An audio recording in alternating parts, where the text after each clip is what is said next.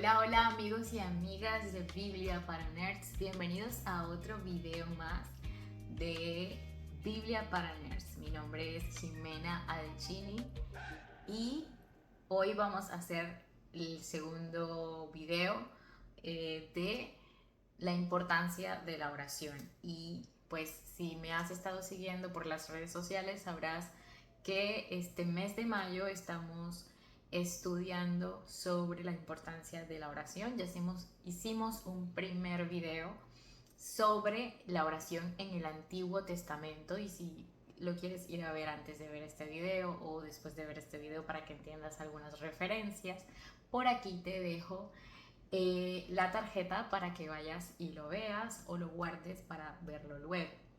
Estos videos, como ya les dije en el video anterior, nacieron de una encuesta, muchas personas interesadas sobre la forma en la que debemos orar correctamente, cuán importante es la oración. Pues es una serie de videos que estamos haciendo durante este mes. Hoy vamos a estar hablando entonces sobre la oración en el Nuevo Testamento. Así que sin más preámbulo, vamos allá.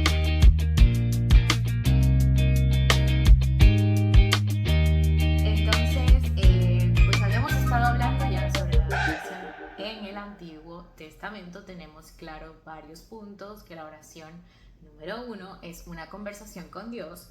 Número 2, que la realizamos cuando creemos en Dios. Claramente hemos sido justificados por Dios, es decir, tenemos fe, hemos aceptado a Jesús como nuestro Señor y Salvador, así como los patriarcas en el Antiguo Testamento eran hombres de fe y eran justos, y por esa razón Dios los escoge para diferentes misiones, etc. Y número 3, existen diferentes tipos de oración: oraciones de consagración, donde se consagraban a los sacerdotes; oraciones de intercesión, donde se pide por algo en particular; clamores, que es cuando generalmente pedimos por justicia, para que Dios haga justicia, etc. Y así vamos a encontrar mil y una tipos de oración en la Biblia. Hay muchísimos ejemplos de ella. Incluso vamos a encontrar oraciones especiales que son fuertes, que usan un lenguaje muy fuerte, y de este tema no hablamos, pero quizás lo toque en el siguiente video, porque son oraciones un poco fuertes, ¿no? Sobre todo aquellas que se conocen como los salmos imprecatorios, donde se utiliza un lenguaje un poco más violento, pidiendo por venganza, etcétera, etcétera, pero de eso vamos a hablar en un próximo video. En el día de hoy entonces vamos a estar hablando qué es lo que dice el Nuevo Testamento sobre la oración. Y para que este video sea un poco más dinámico, lo he hecho de una forma diferente. Aquellos que me siguen por Instagram y por Facebook se habrán dado cuenta que les presenté una imagen o un reel, un video, un short. Por aquí también lo voy a estar subiendo, sobre la oración en el Nuevo Testamento, y se dan cuenta pues que utiliza algunos colores. Acuérdense que esta cuenta es para aprender a estudiar la Biblia y para estudiar la Biblia. Entonces, en las cuentas de Instagram, en TikTok y en Facebook, pues generalmente comparto tips para estudiar la Biblia. Y uno de esos me pareció súper importante.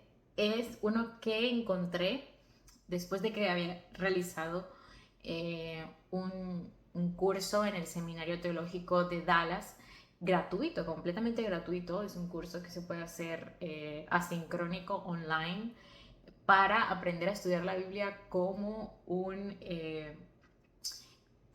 maestro de seminario. Bueno, creo que así se llama el curso. Pues por aquí les voy a dejar el link para que vayan y entren y lo revisen, y si quieren empezar a estudiar la Biblia con este recurso, porque es gratuito además. Bueno, la cosa es que ellos implementan 6 preguntas: quién, cómo, por qué, cuándo y dónde, en uno de los tantos pasos que tenemos para estudiar la Biblia. Y me pareció súper práctico al momento de aplicarlo para este tema, porque es un tema muy extenso, el de la oración.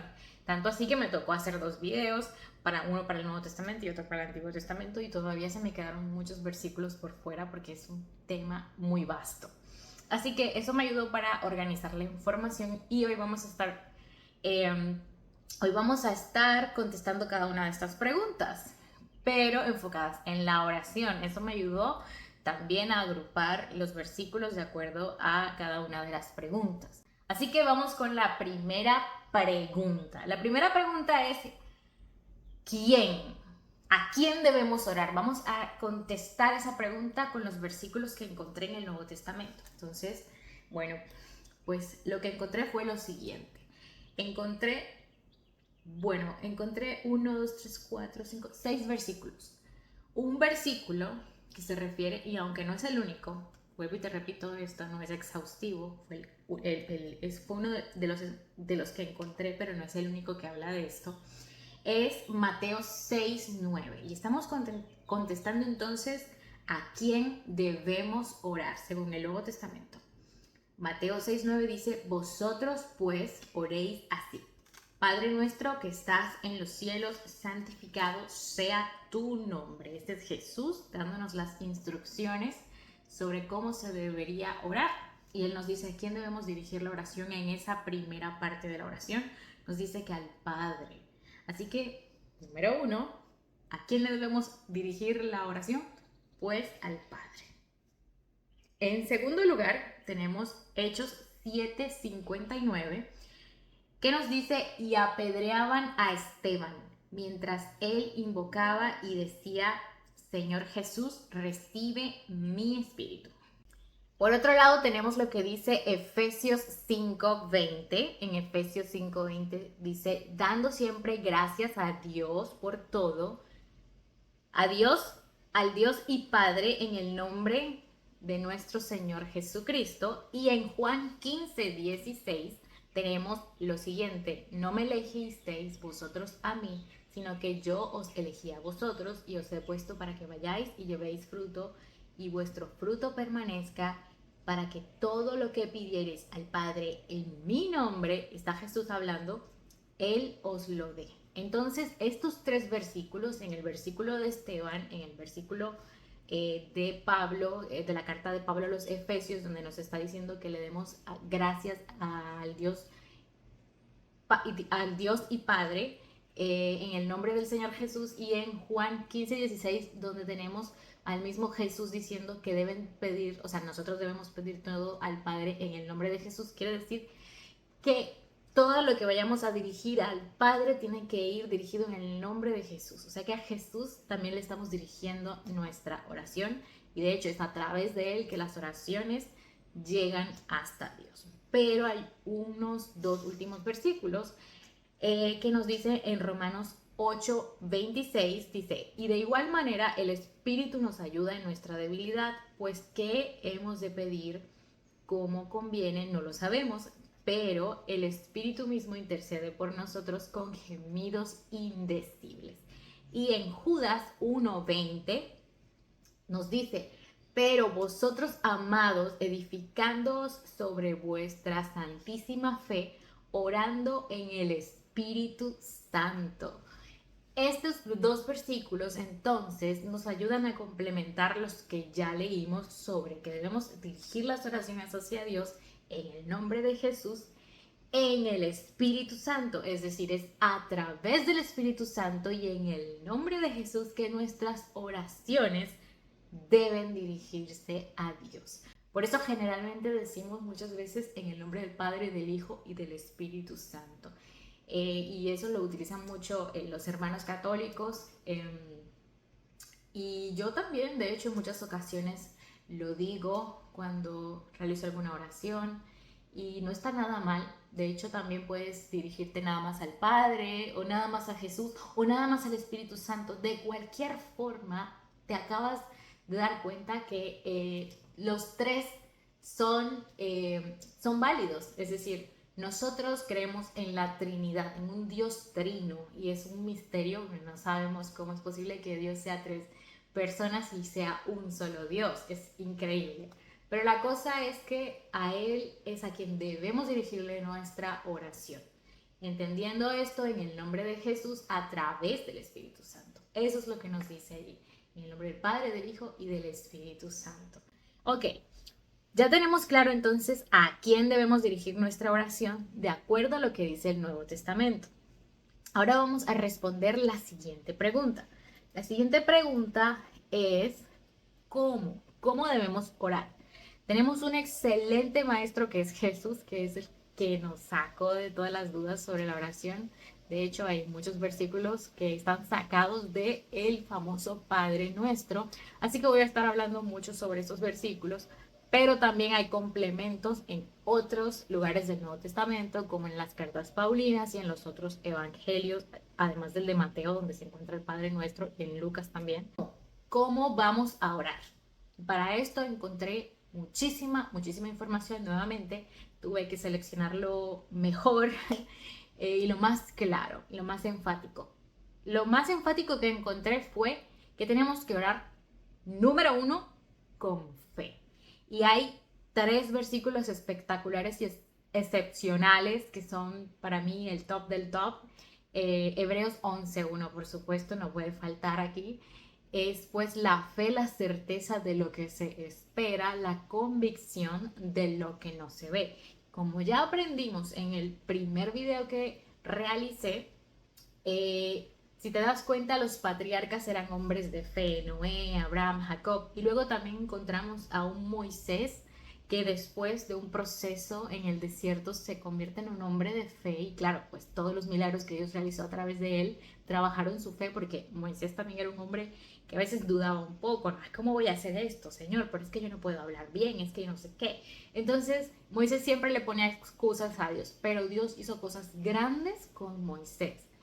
Hizo cosas grandes con Abraham, hizo cosas grandes con Jacob. Y ellos no eran un ejemplo a seguir en muchas cosas, ellos tuvieron muchos errores, cometieron pecados en el camino, pero lo bueno era que ellos se mantenían confiados. Y por eso hablamos de la fe en este sentido, porque eran hombres que con fe recibieron la promesa de Dios, y aunque no llegaron a ver incluso el cumplimiento de todas las promesas, porque Dios les dijo que iban a levantar un pueblo grande, pero Abraham no terminó de ver ese pueblo grande. Abraham se murió antes de que eso se convirtiera en realidad. Y él todo el tiempo tuvo fe, y eso fue maravilloso. Pero lo que sí vio Abraham es que tuvo un hijo aún en su vejez, con todo el problema de esterilidad y todo eso. O sea, es una historia maravillosa porque la fe está en todos lados, empezando, ¿verdad? Desde Noé, que también era un hombre que era justo delante de Dios. Luego tenemos a Abraham, luego, ¿verdad? Isaac, Jacob. Y luego más adelante más historias de mujeres que fueron estériles y que Dios las utiliza, y utiliza esa fe de estas mujeres, como Ana, como en el caso de Rebeca, de Raquel. Mejor dicho, eran mujeres que increíblemente Dios hace cosas espectaculares por la fe. Así que tenemos hombres y mujeres de fe a través de los cuales Dios ha hecho cosas grandes y con los cuales Dios se ha comunicado, y ellos en diferentes ocasiones oraron a Dios con fe. El siguiente versículo es el que se encuentra en Mateo 17:20, un versículo muy bueno, muy famoso, donde Jesús está hablando y les dice a ellos: ustedes no tienen la fe suficiente. Les digo la verdad, si tuvieran fe, aunque fuera tan pequeña como una semilla de mostaza, podrían decirle a esta montaña: muévete de aquí hasta allá, y la montaña se movería y nada sería imposible. Y de hecho este es uno de los versículos más famosos por esa parte última que dice que nada sería imposible, porque incluso es un versículo muy mal interpretado por mucha gente, como si quisiera decirnos que nosotros tendríamos poder para decirle a las situaciones que se quiten, cosas así. No es exactamente el significado de lo que Jesús quería transmitirnos, porque realmente es a través de la fe que nosotros podemos estar confiados de que a pesar de las circunstancias podemos salir adelante, porque Dios está con nosotros, y no precisamente que vayamos nosotros a hacer algún tipo de maniobra para que las circunstancias se quiten, o se aparte el mal, ¿sí? De hecho, en la Biblia dice también que vamos a tener aflicción, pero que confiemos porque Jesús ya venció el mundo. Así que tenemos que tener muy en cuenta esto cuando leamos estos versículos, porque hay que entender el contexto en el cual fue escrito y la idea principal que Cristo quería transmitir a nosotros los creyentes. Con esto de que nada sería imposible, no quiere decir que vamos a tener todo lo que pidamos en el sentido literal, o sea, vamos a tener dinero, vamos a tener carros, hay quien no quiere tener eso, ¿verdad? Sería genial tener todas esas cosas, pero es necesario que pasemos por aflicciones y también por enfermedades y todas estas cosas. La Biblia nos dice que no vamos a pasar por este tipo de cosas, así que por eso es necesario hacer esa aclaración. ¿Quiere decir eso que, no, que Dios puede, no vaya a hacer un milagro? Claro que Él puede hacer milagros, claro que sí, pero todo es en su tiempo y como Él quiere y cuando Él quiera. Porque tenemos que entender algo y es que Dios tiene una voluntad que es buena y perfecta y a veces nosotros queremos las cosas ya y las queremos rápido y cuando estamos en oración pidiendo por algo y no vemos los resultados pensamos que es que Dios no nos está escuchando porque estamos haciendo algo mal y no es así. A veces es que la oración no está alineada a la voluntad de Dios. Ahora, ya acabando la parte de la fe, ¿cómo también tenemos que orar? Bueno, con persistencia. Hay un versículo espectacular que explica, les voy a dar un poco el contexto, pero voy a leer primero el versículo. Dice en Lucas 11 del 9 al 10. Así que les digo, sigan pidiendo y recibirán lo que piden, sigan buscando y encontrarán. Sigan llamando y la puerta se les abrirá, pues todo el que pide recibe, todo el que busca encuentra y a todo el que llama se le abrirá la puerta. Este es un versículo excepcional. A mí me encanta ese versículo porque nos habla de que tenemos que tener persistencia, como ya les dije, ¿verdad? Ya dije, tenemos que orar con fe, pero también con persistencia. Seguir orando por eso que estamos pidiendo. Claramente dentro de la voluntad de Dios. Para saber cuál es la voluntad de Dios, pues tenemos que conocer a Dios a través de las escrituras. Es lo más recomendable, es lo más sabio que podemos hacer para poder pedir de acuerdo a su voluntad. Porque obviamente yo no voy a pedirle a Dios una cosa que vaya en contra de su naturaleza. Por ejemplo, Señor, yo quiero pedirte que mates a alguien. O sea, yo no puedo pedirle algo así a Dios porque es ridículo. Dios es un Dios justo. Y si yo le pido a Dios que Él traiga venganza sobre alguien, y qué tal que Dios también escuche la oración de alguien a quien yo le hice daño y esa persona me esté pidiendo mi muerte. Sí, no sé si me hago entender. ¿Sí? Tenemos que tener mucho cuidado con eso y por eso me gustaría hacer un tercer video hablando sobre los salmos imprecatorios que tienen mucho que ver con esta situación y cómo podemos interpretarlos, porque no es fácil leer este tipo de cosas en la Biblia, donde a veces el salmista le pedía a Dios que destruyera a los enemigos de forma violenta. Ok, pero ya saliéndonos de eso, en Lucas nos está diciendo que sigamos pidiendo porque vamos a recibir lo que pedimos. Sigamos buscando y encontraremos, sigue llamando y la puerta se les abrirá. Pues todo el que pide recibe, todo el que busca encuentra y a todo el que llama se le abrirá la puerta. Y esto nos habla muchísimo también de la confianza, ¿sí? Que la persistencia, la fe y por supuesto hay que tener confianza para tener esas dos cosas, porque si tú dejas de orar es porque perdiste la fe o perdiste la confianza en que Dios iba a hacer algo sobre esa situación particular sobre la cual tú estás orando. Pero de cualquier forma entiende esto, todo el que pide recibe y todo el que busca encuentra. Vas a encontrar una respuesta de Dios sí o sí, posiblemente vas a encontrar una respuesta positiva, puede ser que Dios también te diga no te voy a dar esto todavía, o puede que te dé un rotundo esto no es para ti, pero te tengo para un lugar mejor o para algo mejor o te voy a poner en otra situación o ahora mismo te estoy probando en esto. O sea, muchas respuestas podemos recibir por el que la vamos a recibir, la respuesta la vamos a recibir. Así que luego encontramos otro. La gratitud la encontré en Primera de Tesalonicenses 5:18. Ahí nos dice que den gracias a Dios en cualquier circunstancia. Esto es lo que Dios espera de ustedes como cristianos que son. Wow, yo creo que no hay ni que explicarlo, simplemente darle gracias a Dios a través de la oración o simplemente agradecerle a Dios todas las mañanas al despertar, todas las noches, a cualquier hora es buena para darle gracias a Dios. Eso es simple lo que dice Primera de Tesalonicenses 5:18. Y lo más lindo es que dice en cualquier circunstancia. Pero después vamos a estar hablando de las circunstancias, así que no me voy a adelantar. Con humildad también es otro ítem de cómo debemos orar. En Lucas 8, perdón, en Lucas 18 del 9 al 14 encontramos una parábola excelente. Bueno, de hecho hay dos parábolas ahí juntas sobre la oración. Está el de la viuda que pedía insistentemente a un juez y estaba la parábola del hombre orgulloso y el hombre humilde o del publicano y el fariseo. Bueno, respecto a esa parábola, en Lucas 18, del 9 al 14, la humildad está un poco mejor explicada, o está explicada más bien en la del hombre orgulloso y el hombre humilde. Y para hacerles corta la historia, ustedes tienen que leerla, yo no se las voy a leer, ustedes tienen que hacer la tarea de leerla y de meditar en ella, de reflexionar.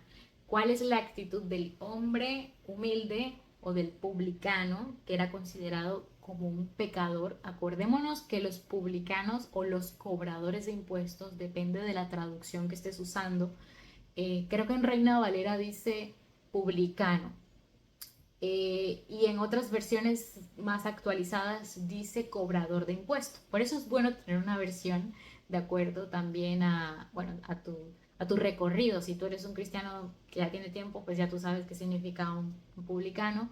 Pero si no, te recomiendo las nuevas traducciones, nueva traducción viviente, nueva versión internacional, traducción lenguaje actual, etc. Y ahí vas a encontrar que dice cobrador de impuestos. Los cobradores de impuestos eran considerados como traidores, como pecadores. Ya yo les expliqué, creo, en un estudio bíblico que hicimos por ahí. Y si no lo has visto, te lo dejo por aquí. Es un estudio bíblico sobre el amor a los enemigos, donde se nos habla exactamente de cuál era el rol de los publicanos. Entonces, los publicanos o los cobradores de impuestos eran judíos que le cobraban impuestos a su propia gente. Era un trabajo desagradable, para recaudarlos para Roma. Y esto es terrible porque ellos consideraban a estos eh, publicanos como unos traidores por obvias razones, porque le estás quitando a tu pueblo para dárselo al imperio que en ese momento estaba, que era el imperio romano. Entonces el punto aquí es que ellos además también robaban de los impuestos. Bueno, eso es lo que se creía. Posiblemente era así.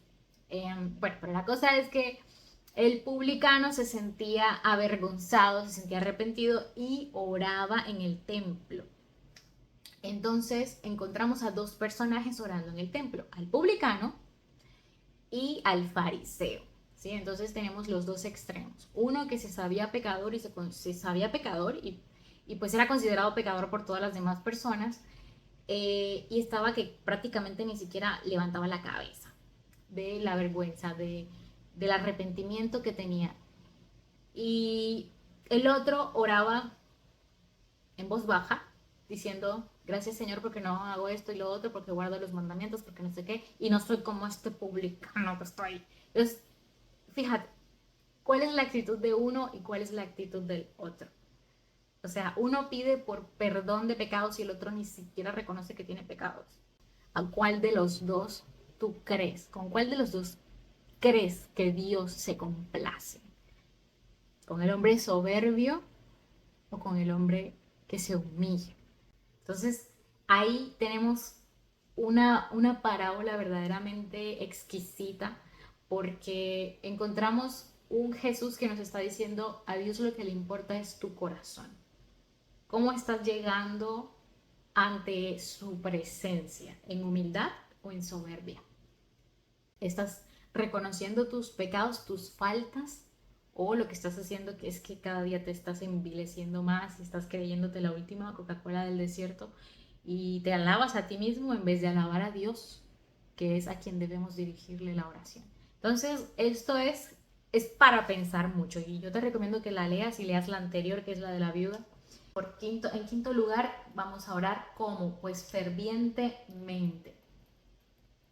Y en Santiago 5:16 encontramos el siguiente verso. Dice, Por eso confiésense unos a otros sus pecados y oren unos por otros para que sean sanados.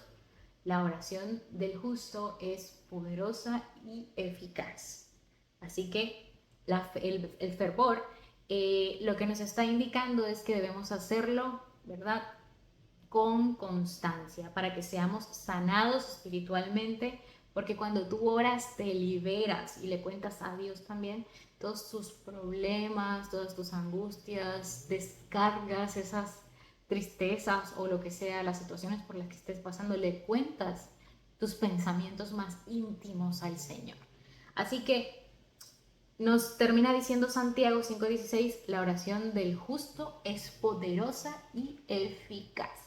Así que tú simplemente aplica esa oración diaria si es posible y muéstrale al Señor que tú quieres que Él actúe a través de tu vida por medio de la oración. Por otro lado tenemos concentrados. ¿Cómo debemos orar? Además de fervientemente, concentrados. En 1 de Pedro 4:7 dice lo siguiente: ya se acerca el fin del mundo, por eso sean responsables y cuidadosos en la oración. Me encanta. ¿Sí? La parte que dice que ya se acerca el fin del mundo me causó un poco de risa, porque el fin del mundo se está acercando desde los tiempos de Jesús y todavía no se acaba el mundo, ¿verdad? Pues que no sabemos el día ni la hora, pero a donde quiero ir es a la oración. Por eso sean responsables y cuidadosos en la oración. En la oración hay muchísimas cosas en juego. Lo más importante es que tenemos que hacerlo concentrados, ¿sí? Eh, Enfocados en que Dios es el que está escuchando nuestra oración. Si tú estás distraído por algún tipo de cosa, lo que sea, para un momento y trata de concentrarte, ¿sí? Que nada te distraiga porque este es un momento especial de intimidad. Es como si tú estás hablando con alguien y de pronto te interrumpen.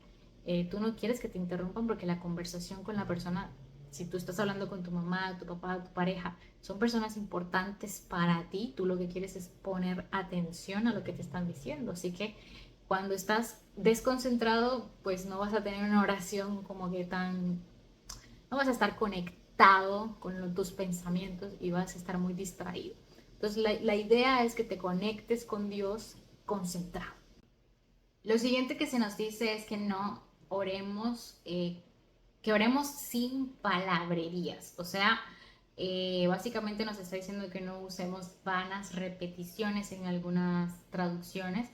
Voy a estar leyendo esta traducción de la Reina Valera que dice en Mateo 6:5, y cuando ores no seas como los hipócritas, porque ellos aman el orar en pie en las sinagogas y en las esquinas de las calles para ser vistos de los hombres. De cierto les digo que ya tienen su recompensa. El 6 dice: mas tú cuando ores, entra en tu aposento y cierra la puerta, ora a tu Padre que está en secreto, y tu Padre que ve en lo secreto te recompensará en público. Luego el 7 dice: y orando no uséis vanas repeticiones como los gentiles que piensan que por su palabrería serán oídos. No os hagáis pues semejantes a ellos, porque vuestro Padre sabe de qué cosas tenéis necesidad antes que vosotros le pidáis. Y luego empieza con la oración del Padre Nuestro. ¿Cómo debemos hacerlo? Bueno, aquí hay dos cosas. Uno, la oración de los hipócritas, que ya tenían su recompensa. ¿Cómo así que tenían su recompensa? Pues ellos lo hacían en las plazas públicas y en los lugares públicos para ser vistos por los hombres, como nos dice el verso 5 de Mateo 6. Y ellos lo hacían, era por eso, esa es la razón de que los adularan y que dijeran qué buen hombre eres, tú si eres un hombre de Dios, o este hombre sí es verdaderamente justo, porque hacían este tipo de cosas en las plazas públicas para recibir adulación o aprobación de la gente. Esa no es la razón por la que nosotros oramos. Ahora, ¿qué es lo que dice los siguientes versículos? Dice: cuando oremos, no usemos vanas repeticiones. También nos da una advertencia sobre las vanas repeticiones. Entonces, número uno, hazlo en intimidad con Dios, en tu cuarto, en tu lugar, etcétera. No lo hagas para que los hombres te vean, no lo hagas porque otros te feliciten, sino que hazlo porque de verdad tienes el placer, o sea, quieres sentir el placer de orar y hablar con Dios y de entregarle todas tus cargas, tus problemas, o simplemente alabarlo y adorarlo. Y en segundo lugar, que no uses vanas repeticiones como los gentiles, que piensan que por su palabrería serán oídos. Esto lo dice básicamente porque los gentiles eran, eh, bueno, como sabemos, eran los no judíos, ¿sí? Eran personas que generalmente eran los paganos que creían en otros dioses, entonces usaban algún tipo de conjuro para llamar a sus dioses y usaban varias veces estos conjuros. Lo que podríamos decir hoy en día como lo que hacen algunos hindús, no sé, los mantras, estas cosas, como repetir palabras o sonidos porque creen que de esa forma van a alcanzar la iluminación. Bueno, los gentiles en esa época usaban, y pues creo que hoy también, hoy en día mucha gente utiliza oraciones preestablecidas pensando que Dios los va a escuchar así. Y bueno, realmente no es que esté mal, sino que está mal en el sentido de que no es por la oración que Dios te va a escuchar, no son por las vanas repeticiones o por las palabrerías. Dios te va a escuchar porque tú tienes el corazón dispuesto. Eso en primer lugar. No es porque digas una palabra mágica, abracadabra, o digas una cosa que llame la atención de Dios. No tienes que usar una fórmula para orar. Simplemente es con que tengas tu corazón dispuesto y ya. Es lo que tú necesitas, ¿sí? Mucha gente se deja guiar por este tipo de cosas. Y pues termina muy complicándose la vida, porque realmente aquí no se nos dice ni siquiera, mira, esta es la oración que Dios escucha. No, en la Biblia tenemos ejemplos de todos los tipos de oraciones habidas y por haber, de todos los colores, y Dios las escuchó todas, así que no hay excusa. No es que tengas que buscar una oración específica o especial en internet o en YouTube o en un libro, no, simplemente siguiendo los pasos que están en la Biblia de Jesús diciéndonos estas cosas de cómo debemos orar, ya tenemos toda la información que necesitamos.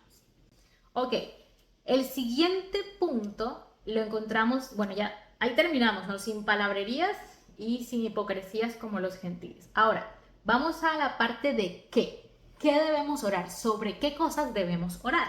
Y bueno, sobre esto hay una lista muy larga. Bueno, una de las cosas por las cuales debemos orar es por la salvación de las personas. Te las voy a dar en desorden, no quiere decir, ¿verdad? Que tú tengas que orarlas en este orden. Vuelvo y te digo, no hay una fórmula mágica. La oración es como a ti te salga, como tú quieras. Pero en este caso nos están dando varios motivos para orar. Entonces, una de esas es la salvación de las almas o de las personas. En Romanos 10:1 nos dice, hermanos, el deseo de mi corazón, es el apóstol Pablo hablando aquí, el deseo de mi corazón y mi oración a Dios por los israelitas es que lleguen a ser salvos. Es un Pablo que como buen hebreo, como buen judío, estaba pidiéndole a Dios que su pueblo entero se llegara a la salvación. Y bueno, vemos ahí a Pablo, ¿verdad? Presentándole esto al Señor en oración y confesándole esto en una carta a los romanos, a las iglesias en Roma. Y por eso, bueno, encontramos ese hermoso versículo en el cual él nos demuestra que él estaba orando por la salvación de su pueblo. Y esto es muy hermoso porque aquí podemos incluir a mucha gente, a nuestra familia, a nuestros amigos, a nuestros compañeros de trabajo, a nuestros enemigos también, ¿verdad? Y de hecho vamos a hablar de los enemigos, hay que orar por los enemigos. ¿Dónde encontramos eso? En Mateo 5:44. Pero yo digo, este es Jesús hablando, ama a tus enemigos, ora por los que te persiguen. Así que ahí está, más fácil no lo pudo decir Jesús, orar por los enemigos.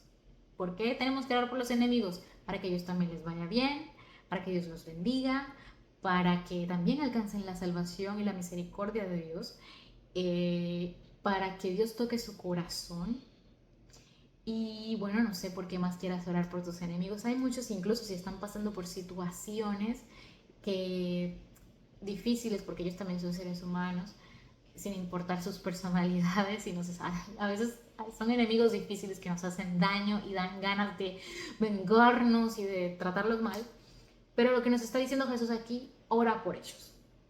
Así de sencillo. Sea cual sea la situación de tu enemigo, ora por tu enemigo. ¿Ok? Tenemos también otro motivo, por nuestras necesidades. En Mateo 7, del 7 al 12, se nos dice lo siguiente: si confesamos nuestros pecados a Dios, Él es... Ay, perdón, estoy leyendo Primera de Juan. Mateo 7, del 7 al 12 dice: pidan y se les dará, busquen y encontrarán, llamen y se les abrirá, porque todo el que pide recibe, el que busca encuentra y el que llama se le abre. Bueno, creo que ya esto lo había dicho anteriormente, pero allí se nos está diciendo que pidas lo que sea. ¿Qué vas a pedir? Lo que tú tengas en el momento. Tengas un momento, un problema, quieres pedir o quieres agradecer o quieres pedirle a Dios sabiduría, cosas espirituales, ¿sí? O una necesidad material que tengas también. Mira, Dios, necesito un empleo nuevo porque aquí pues no me pagan bien. Sí, pues entre más sincero tú seas con Dios, mucho mejor. No me siento valorada en este lugar y por favor si me puedes ayudar en esto y tal. Y tú presentas tus oraciones al Señor. Si tienes una enfermedad, también presentas esta preocupación al Señor para que Él te vaya dando ayuda y consuelo en medio de esa preocupación. Ok, entonces nuestras necesidades por la salvación de las personas y por los enemigos, también por el perdón de pecados. En 1 Juan 1:9 dice: pero si confesamos nuestros pecados, Dios es fiel. Él es fiel y justo para perdonarnos nuestros pecados y limpiarnos de toda maldad. Y quiero enfatizar este versículo 1 Juan 1:9 porque dice: pero si confesamos nuestros pecados a Dios, o sea, ¿a quién debemos confesarle los pecados? A Dios, ¿sí? También hay un versículo que dice que podemos confesarnos entre hermanos los pecados, y eso está muy bien siempre que tú tengas un hermano en confianza con el que puedas hablar este tipo de cosas. Yo recomiendo a los líderes, a los pastores que ya tienen, pastores y pastoras que tienen un nivel de experiencia, porque si tú le cuentas tus problemas o tus pecados a alguien que sea boquiflojo, porque eso pasa, pues ya media iglesia lo vas a ver al día siguiente. Entonces, no es la idea, es la idea que tú te cuentes con alguien maduro espiritualmente. Y eso no quiere decir alguien maduro en años, sino maduro espiritualmente, que tú veas como un líder o una persona que tenga ese grado de experiencia en la iglesia para escucharte, ¿sí? Entonces, bueno, eso por un lado. Y por otro lado dice que le confesemos nuestros pecados a Dios, ¿sí? Ok, yo soy de esas personas que yo no le voy a decir mis pecados a todo el mundo, así que generalmente lo que yo hago es que yo me descargo con Dios. Mira, Dios, hoy hice esto, pensé esto de esta persona, pensé mal, hice algo malo, contesté así, tal. Esas cosas son las que le tienes que decir al Señor, y si te vienen a la mente más, es porque el Espíritu Santo te está diciendo: mira, tienes que confesar esto, confiesa que te equivocaste, reconoce que te equivocaste. Entonces ahí tienes que decir: bueno, está bien, ¿sabes qué? Dios, tienes razón, yo confieso que aquí pude haber actuado de una mejor forma. Y eso es lo que nos está diciendo 1 Juan 1:9, que confesemos a Dios porque Él es justo y fiel para perdonarnos. ¿Acaso no tenemos un Dios tan grande y tan lindo que nos está diciendo que confieses para que Él te perdone? Sé libre de lo que sea que estés pasando por este momento o circunstancia o lo que tengas que confesar. Luego tenemos para no caer en pecado. Entonces, ok, ya vas a confesar tus pecados, pero también por lo que pueda pasar en el futuro. Y eso lo tenemos en Mateo 26:41. Velen y oren para que no cedan ante la tentación, porque el espíritu está dispuesto, pero el cuerpo es débil. Este es un versículo súper. Jesús estaba a punto de ser crucificado, a punto de ser arrestado para ser llevado ante Poncio Pilato y luego ser crucificado. Y él está diciendo a los discípulos que se pongan las pilas. ¿Sí? En colombiano ponerse las pilas, no sé si en otros países, pero en colombiano ponerse las pilas es estar avispados, estar atentos. Entonces, vela y ora para que no cedas ante la tentación. Esto es muy importante porque a veces cuando estamos en oración, Dios nos muestra, nos trae recuerdos, nos trae a memoria de cosas que puede ser que no sean buenas decisiones, que vayas a tomar una decisión que quizás no sea conveniente, porque puedas caer en una tentación, porque te pueda poner en una situación un poco comprometedora. Entonces tienes que estar atento, y eso es lo que nos está diciendo ahí, porque el espíritu está dispuesto, pero el cuerpo es débil. De ahí la importancia de que sigamos en oración constantemente, porque cuando tú caes en oración, pues te va a ser un poco más difícil darte cuenta de qué situaciones o discernir de qué situaciones Dios te está salvando y de cuáles no. Entonces tal vez cometas el error de irte por una opción que no es viable, que Dios no te dijo que te metieras ahí, y lo haces porque no estás poniendo esto en oración, ¿entiendes? Entonces de ahí la importancia de ser constantes en la oración. Luego tenemos otro motivo por protección, Mateo 6:13, no nos dejes caer en tentación y líbranos del maligno. Simple y al punto. Por los hermanos perseguidos en Hechos 12:5, pero mientras mantenían a Pedro en la cárcel, la iglesia oraba constantemente y fervientemente a Dios por él. Hermanos perseguidos hay en todo el mundo. Esta es una oración que hago mucho desde que estoy en Puerto Rico, porque aquí tienen una afinidad por las misiones increíble.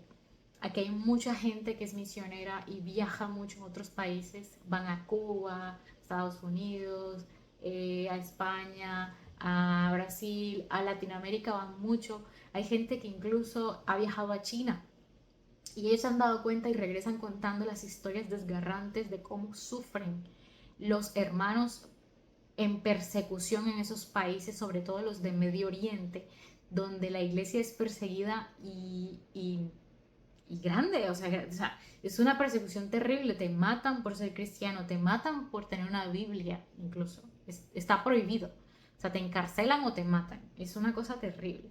Entonces hay que estar orando por los hermanos perseguidos, y aquí vemos un ejemplo bellísimo entre los primeros cristianos de cómo oraban por Pedro cuando estuvo encarcelado. Por otro lado, tenemos aquí también, por el alimento físico y espiritual, tenemos dos ejemplos. Uno en Mateo 6:11, danos hoy el pan nuestro de cada día, que es Jesús nuevamente en el Padre Nuestro. Y Lucas 9 del 16 al 17, y tomando 5 panes y los 2 pescados, levantando los ojos al cielo, los bendijo y los partió y los dio a sus discípulos para que los pusiesen delante de la gente. Eso fue justo en el milagro de la multiplicación de los panes. Y vamos a cómo Dios está presente en el momento también en el que nosotros comemos. Y esto es maravilloso, me encanta, porque Dios quiere estar presente en todos tus momentos. Así que incluye una oración, si es posible, también cuando estés comiendo, dándole gracias a Dios por esa maravillosa provisión, porque hay mucha gente que no tiene. Ok, por los enfermos tenemos aquí en Santiago 5:15, y la oración de fe salvará al enfermo y el Señor lo levantará, y si ha cometido pecados le serán perdonados. La oración de fe salvará al enfermo. ¿De qué lo va a salvar? Bueno, aquí nos está diciendo que el Señor lo levantará, y si ha cometido pecados le serán perdonados. No necesariamente quiere decir que será sanado, ahí quiere decir que será perdonado y levantado espiritualmente. La oración da ánimo espiritual. Cuando tú vas por alguien y oras por alguien por sanidad, también le estás dando ánimo de cierta forma, le estás devolviendo un poco de la fe que a veces se pierde cuando entramos en enfermedad, porque pensamos que este es el final de las cosas. Ay, tengo una enfermedad súper terrible, ya me voy a morir. Hay mucha gente que es fatalista, y eso hay que tenerlo en cuenta, pero quizás con una oración tú le estás dando aliento a alguien para que cambie esa actitud y comience a tener fe de que Dios puede hacer algo en medio de su situación. Y aun si Dios no hace nada, que entienda que es la voluntad de Dios. Por acá tenemos otro, además de los enfermos, por la obra. Este me parece súper importante incluirlo, porque nos dice en Mateo 9 del 35 al 38. Entonces dijo a sus discípulos: a la verdad la mies es mucha, mas los obreros pocos. Rogad pues al Señor de la mies, o sea, a Dios, Dios Padre, que envíe obreros a su mies, o sea, que la mies le pertenece al Señor. ¿Esto qué quiere decir? Que nosotros tenemos que estar en constante oración también porque Dios levante gente, líderes, lideresas, hombres y mujeres de fe delante de Él. O sea, gente que vaya y predique y haga la obra. Y no solamente que predique, gente que haga obras de piedad, que ayude a los enfermos en los hospitales, que lleve comida donde haya hambrientos, gente que lleve el mensaje pero que también haga, ¿sí? Y de esto se trata el Evangelio. De hecho, ese es el reino de los cielos. Nosotros aquí en la tierra haciendo lo diferente, haciendo y trayendo las buenas nuevas de salvación, pero también haciendo la obra. Entonces a eso se refiere Jesús, de que estemos pidiendo por más gente así. Y de hecho nosotros también deberíamos de estar haciendo este trabajo en todo momento y en todo lugar. Ok, entonces, ¿cómo debemos orar? Y llevamos por el otro ítem, es cuándo y dónde. ¿Cuándo y dónde debemos orar? Donde tú quieras.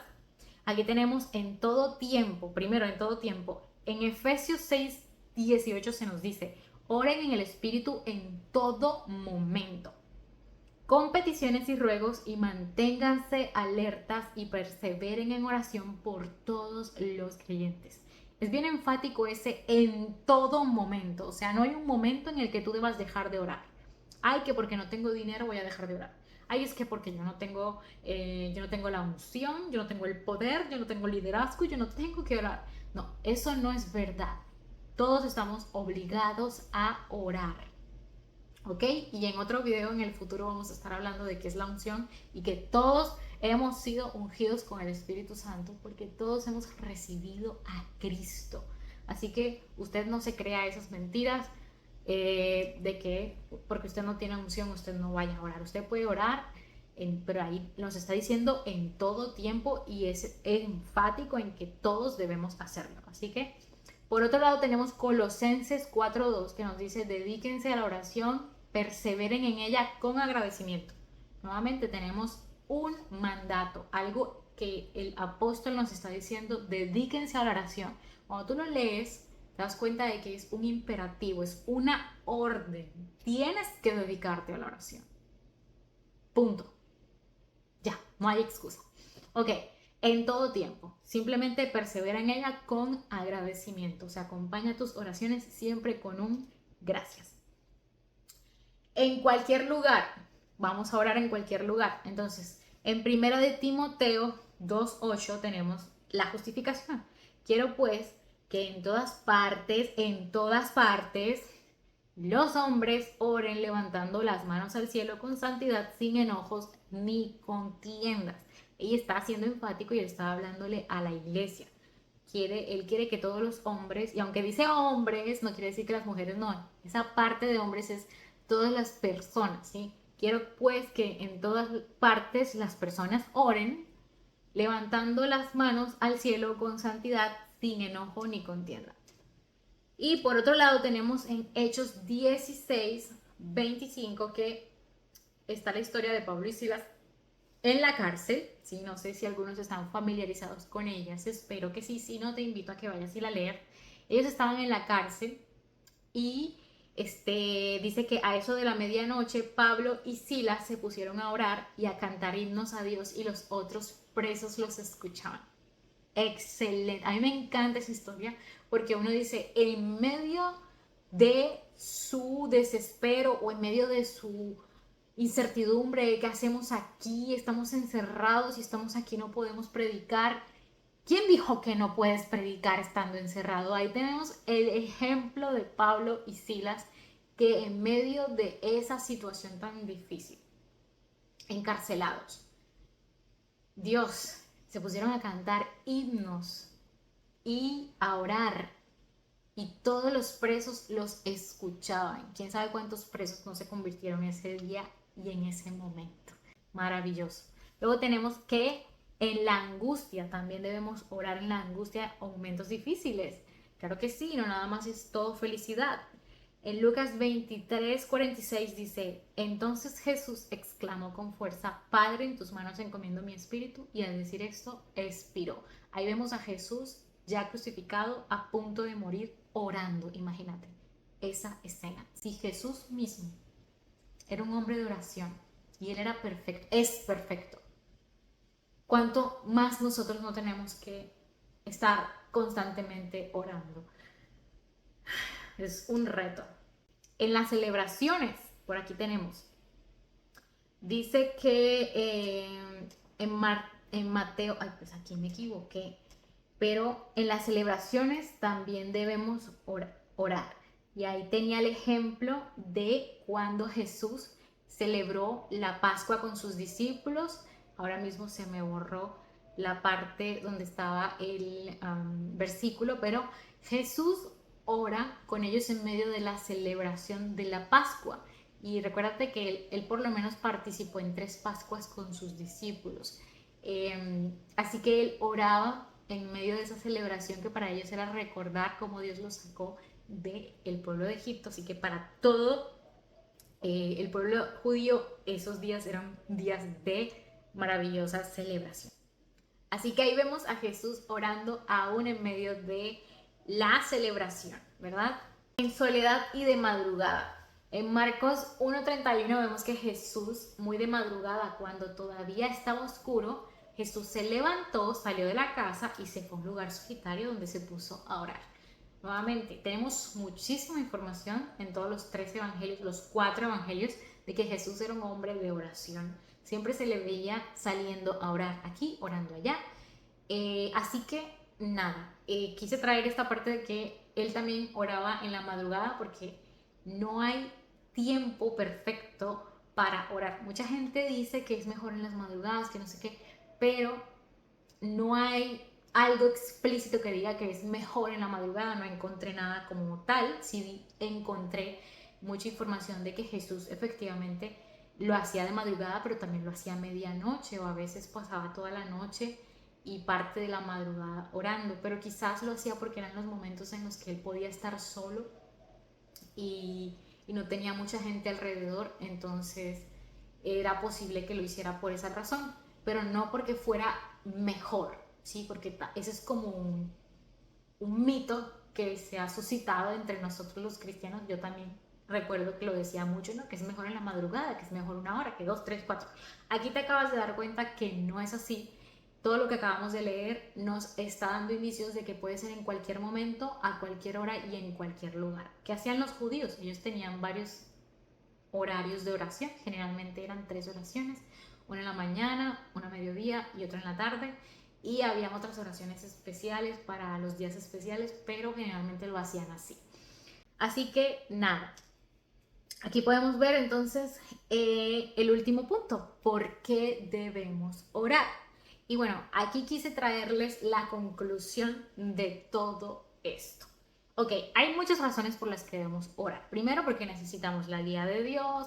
Segundo, porque queremos agradecerle, mostrarle nuestra alabanza y adoración, porque Él es el merecedor de toda la gloria y la honra, y porque queremos construir una relación con Él. También encontré que lo hacemos en obediencia, porque Jesús nos instó a orar y en varias ocasiones, aquí lo acabé de leer, el apóstol Pablo también muchas veces dijo, oren, oren, oren, tienen que hacerlo porque es importante que lo hagan, porque los tiempos son difíciles, porque se vienen pruebas, por tal. Entonces, tenemos que hacerlo, claramente que sí, pero lo más importante es que lo hacemos por amor a Dios, ¿sí? Nuestro amor a Dios debe ser ese motivo, porque Él nos amó primero a nosotros y luego nosotros en agradecimiento queremos acercarnos a Él, y la oración es esa forma de conversar con Dios. De hecho, encontré también que a través de la oración fortalecemos nuestra relación con Dios, porque Cristo ya restauró lo que se había perdido. En Génesis 3:19, acuérdate que tenemos la maldición que, bueno, de las consecuencias del pecado viene una maldición, ¿verdad? Está la maldición de que son exiliados, son sacados del gozo del Señor, como vimos en el anterior video. El Edén significa gozo del Señor. Ellos son sacados de la presencia del Señor, Adán y Eva, y son expulsados del jardín del Edén. Bueno, primero se quita la presencia de Dios sal. Esa es la primera maldición, ¿cierto? Y la segunda es que luego tendrían ellos que morir. Entonces ya Cristo nos está restaurando la relación con Dios a través de la oración y tú vas a ir confiadamente porque ya Cristo hizo el trabajo de restaurar la relación rota que Adán y Eva rompieron allá en en el principio con la caída del hombre. Entonces, por eso es que oramos, porque ya Cristo restauró y es maravilloso saber que tenemos la oportunidad de volvernos a acercar a Dios sin el sacrificio de animales, sin sangre, sin ir al templo de Jerusalén, porque ya Jesús es ese templo, ya Jesús es ese altar. Y es aquí donde quiero conectar lo que dijimos en la primera parte.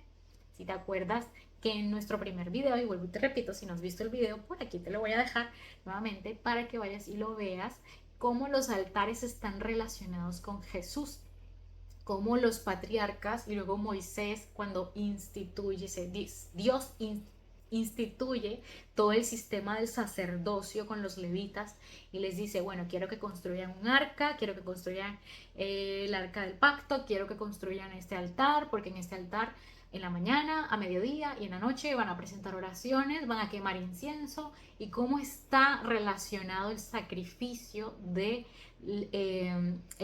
animales con Jesús, pero también el del incienso con el mismo Cristo y que esas oraciones suben a Dios con olor fragante allá en el Antiguo Testamento, como se nos dijo con Noé, que también a Dios le agradó ese sacrificio de Noé. Y fue maravilloso porque vemos que todo eso era sombra de lo que acontecería con Jesús, porque Él es el altar también de sacrificios de incienso, que era otro tipo de sacrificios que se realizaban además del sacrificio de animales.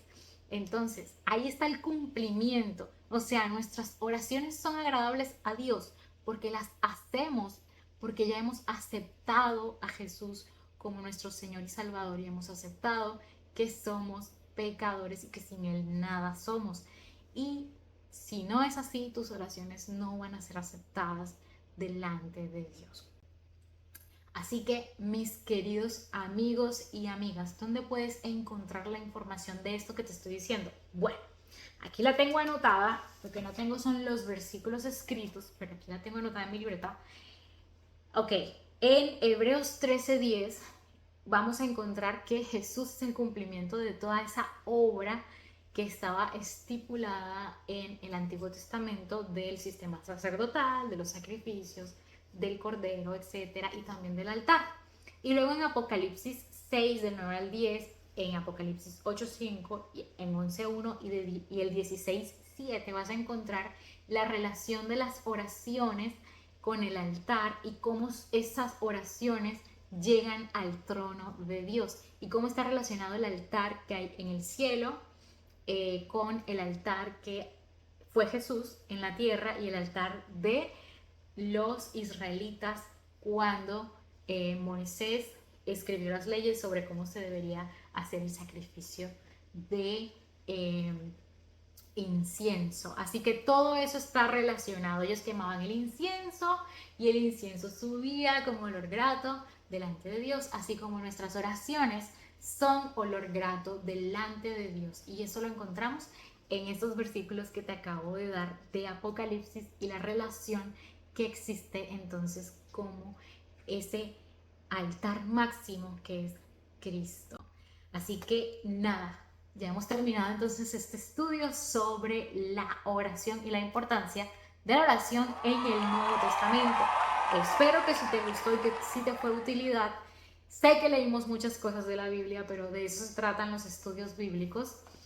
No podemos quedarnos solo con un versículo, tenemos que mirar todo el panorama de toda la Biblia y así es como se llega a una conclusión o una interpretación correcta de la Biblia. Nada, si quieres, si te gustó este video, este comentario, si te gustó este video, espero que le des like, te suscribas, me dejes un comentario, una pregunta, alguna idea interesante que te gustaría que estuviéramos desarrollando en otro video y que compartas este video con alguien que tú creas que lo necesite. Sí, voy a estar haciendo un video sobre cómo realicé el estudio bíblico, cómo busqué la información, dónde la encontré, qué fuentes utilicé para acelerar un poco el estudio, porque realmente es un estudio muy largo, pero valió la pena. Ok, chicos, entonces hasta aquí los dejo. Que Dios los bendiga. Esto es Biblia para Nerds.